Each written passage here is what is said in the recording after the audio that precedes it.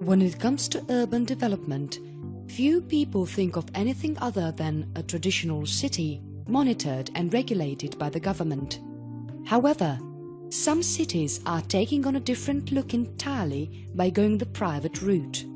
These cities receive funding and construction aid from commercial interests to either build an exclusive environment or fix a specific problem. Taking a look at some of the most impressive private cities can open your eyes and expose you to a new way of looking at metro living. Paseo Cayala. Located right outside of the Guatemalan capital, Paseo Cayala is a sprawling 14-hectare development that offers all of the amenities of city life, like shops, nightclubs and restaurants. However, the Guatemalan government did not build the city. Instead, private developers created the site as an alternative to the dangerous and congested streets of the capital, giving those who can make the deposit a chance to join the community. Tattoo City. The next entry on the list actually isn't even on the map yet. However, Tattoo City deserves a special mention because of the precedent set by the planning surrounding this privately operated civic area. While still in development, Tattoo aims to bring a new level of modern sophistication and safety to Eastern Africa. On a continent that still faces human rights violations, rampant violence and extreme health issues, the example set by the Russian development firm in change of Tattoo City could lead to a revitalization of the area by way of international investment. Lavasa. In the heart of India, a little bit of an Italian Renaissance is in the making.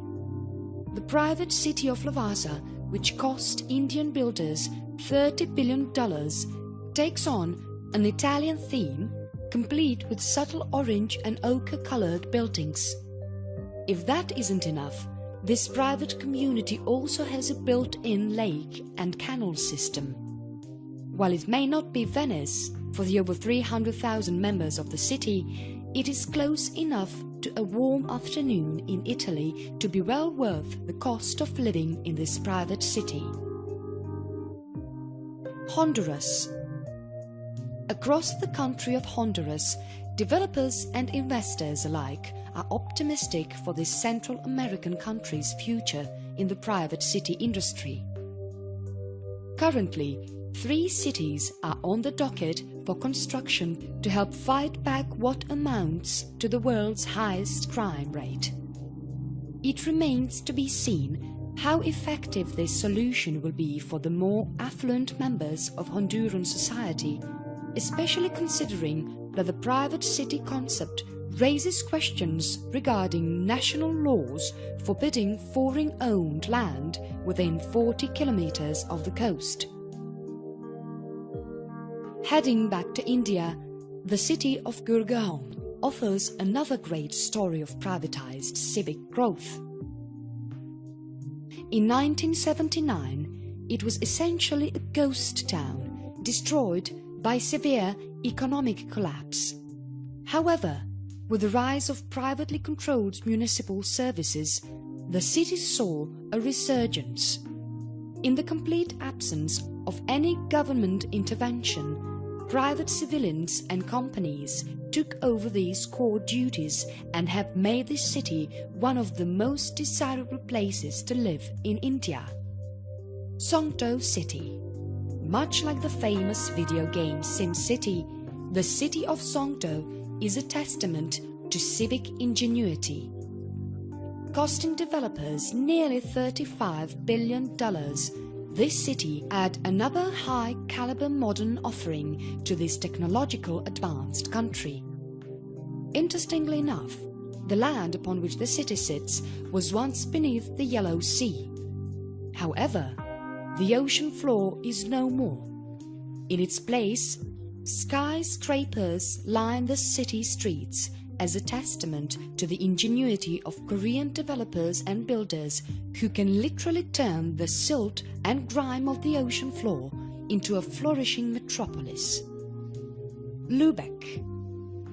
While now a part of the German cityscape, Lübeck was actually one of the first privatized cities to ever make its mark on the world. In the 12th century, the Germanic prince Henry the Lion commissioned developers to build the city of Lübeck in the place of a decrepit and desolate fishing village. To attract more merchants, a privatized charter served as the basis for the city in place of a standard government. This led Lübeck to become a prosperous and growing commercial outlet for the Germanic kingdom and a major port city facing the Atlantic Ocean. Jamshedpur. Again, India finds a spot on the list.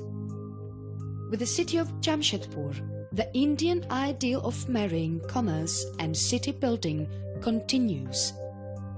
As part of the design plan, the city, named after Jamsetji Nusavanji Tata, a business bigwig who owned several of the country's largest corporations, serves as the center for major organizations like Tata Steel, Tata Power and BOC Gases, as well as the workers and corporate employees who operate the business plans of these organizations. In this regard, the city is completely self-sufficient without government oversight.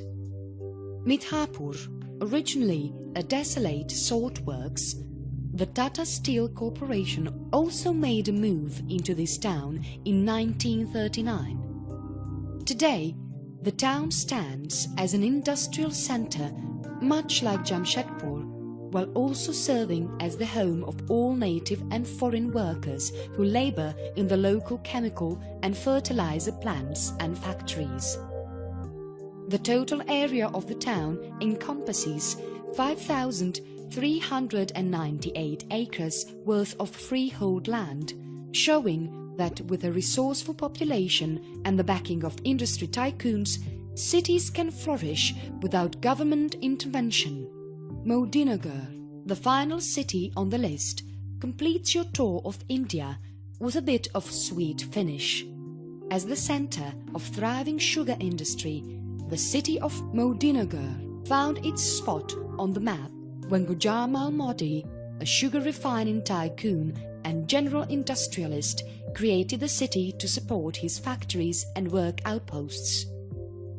Today, the city remains a center of commerce and industry, growing into several new industry segments and supporting an even larger population that relies not on the government for oversight, but rather the private constructs set forth by Gujamal Modi.